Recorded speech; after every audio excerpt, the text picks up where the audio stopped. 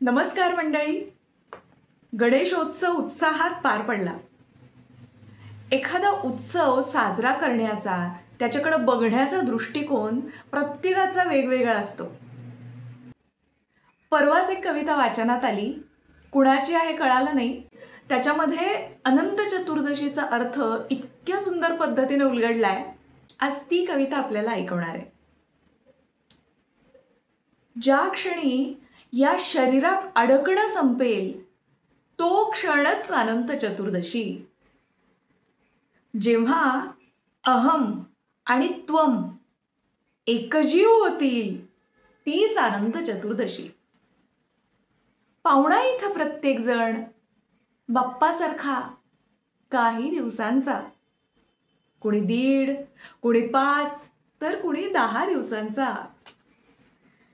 थोडा वेळ आहोत इथे तर थोडं जगून घेऊया. बाप्पासारखे थोडे लाडू मोदक खाऊन घेऊया. इथे सर्वच जण आहेत भक्त आणि सगळ्यांमध्ये आहे बाप्पा. थोडा वेळ घालवू सोबत आणि मारू थोड्या गप्पा.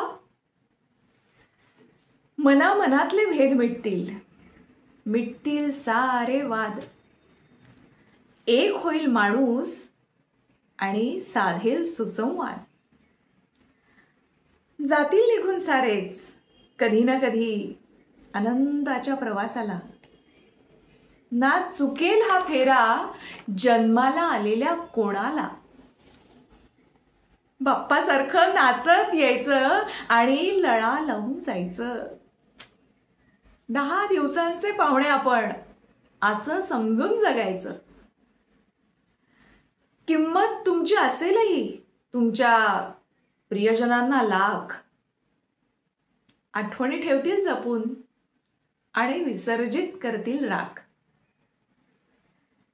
अहो, पाहुणा इथं प्रत्येक जण 1.5 आणि 10 दिवसांचा.